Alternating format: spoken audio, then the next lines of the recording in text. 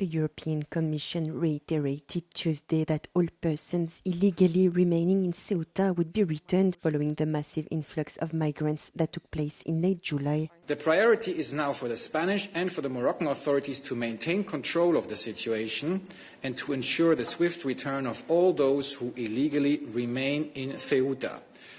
We have notably seen good results of this cooperation over the weekend when new legal attempts to cross the border were effectively prevented and when the integrity of the borders were preserved.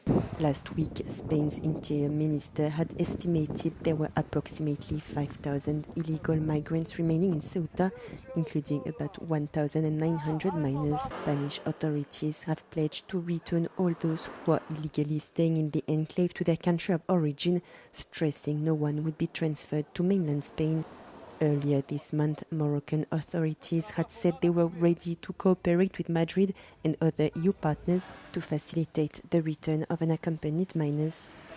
Now, on the return, the return, this is regulated for EU, when it comes to EU law under the Return Directive. Soon this will be the EU Return Regulation. And there are indeed provisions for the return of illegally staying migrants, including for unaccompanied minors. So this is also covered by EU law.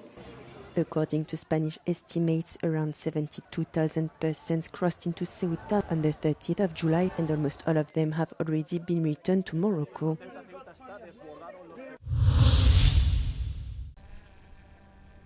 Germany has opened a new drone security research center in Saxony-Anhalt as the country steps up efforts to protect airports and critical infrastructure from hostile and unauthorized aircraft.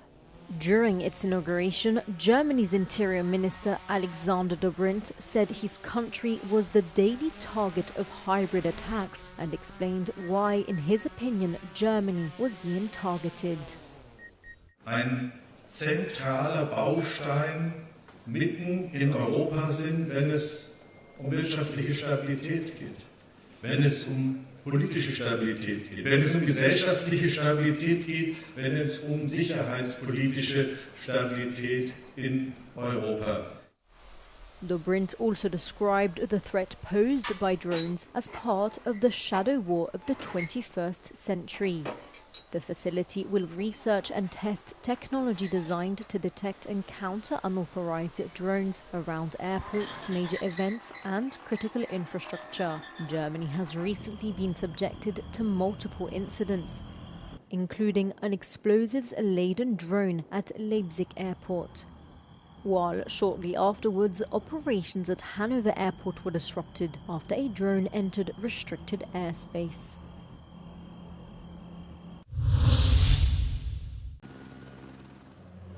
More than 2,000 firefighters remain deployed to tackle Portugal's wildfires that have broken out in recent days. On Tuesday afternoon, 3 fires considered significant were still burning. More than 400 firefighters remain mobilized on a fire in northeast Portugal, in Torres de Moncorvo, in the district of Bragança, which began on Saturday. Since then, more than 2,000 hectares in the municipality have already been ravaged by the flames. Also causing concern for the authorities are 2 forest fires in Aruca and Santa Tirso. More than 24 aircraft have also been involved in the fighting of the fires throughout the country. On Tuesday, the Portuguese Institute of the Sea and the Atmosphere had placed 9 districts in mainland Portugal under an orange alert due to hot and dry weather.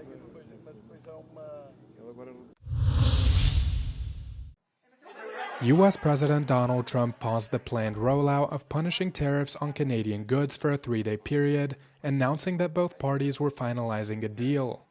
The announcement on Truth Social came just hours ahead of his midnight Wednesday deadline, when the 50% tariffs on some $20 billion worth of Canadian imports were initially slated to kick into force. Trump's import taxes would have hit Canadian products ranging from hockey sticks to wine. Ottawa and Washington have held intense negotiations on revising their existing deal, the United States-Canada-Mexico Agreement, which Trump signed and praised during his first term, but now says needs to change. The U.S. Trade Representative's office leading the negotiations said that the pact between Washington and Ottawa is set to include comprehensive market access for all American goods, economic security commitments, digital trade alignment, as well as other provisions. Trump imposed the 50% duties last month, alleging discriminatory treatment by Canada against U.S. alcohol, automobile, and dairy products. Canada responded with threatened levies of its own, aggravating already tense relations between the two allies, who sold around $880 billion worth of goods and services to each other last year.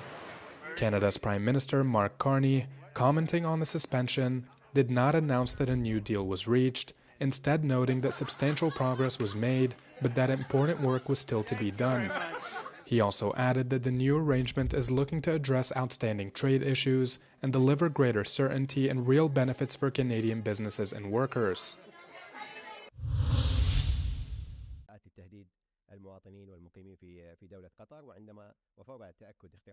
Qatar has again rejected Iran's claim that it is secretly holding 3 Iranian pilots whose aircraft were shot down in March. Speaking here in Doha, Foreign Ministry spokesperson Dr. Majid Al-Ansari called the accusations both false and illogical, saying the pilots entered Qatari airspace on a military mission. Iran says the 3 pilots were captured alive after the aircraft were down during an operation targeting the U.S. Al Udeid airbase. Qatar says the aircraft had violated its airspace and were targeting Doha. احنا موقفنا من اليوم الأول كان واضح. هذه الطائرات لم تأتي إلى قطر في نزهة. هذه الطائرات جاءت إلى قطر لاستهداف سيادتنا، وجاءت لتهديد المواطنين والمقيمين في دولة قطر، وفور تأكد اختراق الأجواء القطرية وتأكد استهدافها لمدينة الدوحة تم مباشرة. Dr. Al-Ansari says Qatari forces tried to contact the pilots but got no response. Search teams later recovered the remains of 1 pilot, which an Iranian delegation came to Doha to collect. Qatar also invited an Iranian technical team to review the search operation, but says Tehran has yet to respond. The briefing also turned to efforts to end the wider conflict. Dr. Al-Ansari says U.S.-Iran talks are still far from resuming, with Qatar waiting for Iran and Oman to reach an agreement over the Strait of Hormuz. The trajectory of events we would like to see in Qatar is an agreement on the opening of the Strait of Hormuz, which would coincide with the resumption of the ceasefire and the resumption of the talks. Are these parallel lines, converging or diverging? It's not very systematic on our end, but what I would say is that the agreement over the Strait of Hormuz would make it much easier for us to resume the talks between the United States and Iran.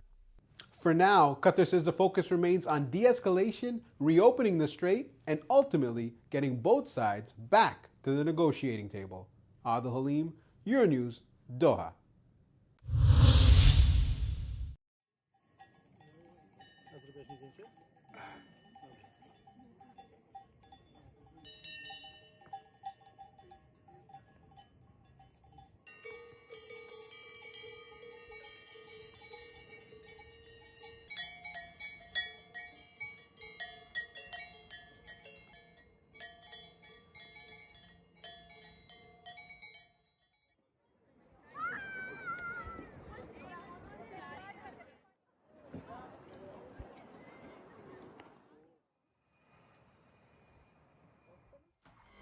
So you see it much better.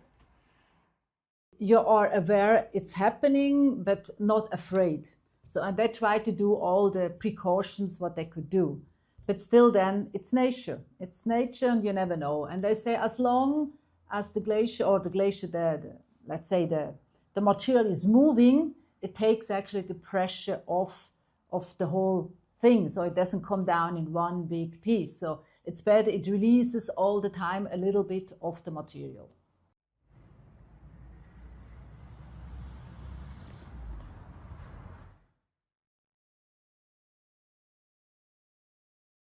In Platten war ein Bergsturz, da kam der ganze Fels runter auf den Gletscher und hat das alles ausgedrückt. Und dann war das Eis und der Schutt oben auf dem Gletscher, der alles in großen Dimensionen runterkam. Hier beim Spitzenstein ist loses Gestein, das ist im Moment noch verbunden mit dem Eis. Aber die Klimaerwärmung bringt natürlich mit sich, dass sich das immer ein bisschen löst, oder? Und wir hatten schon vor 100 Jahren Steinschlag in diesem Gebiet.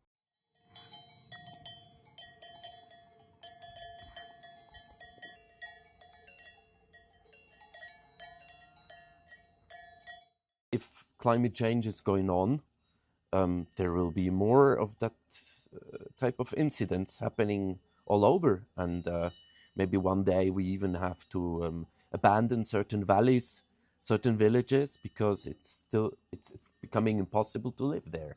Or the measures you would need to take to still protect the infrastructure is so expensive. The efforts are so big that it's not worthwhile anymore to live there.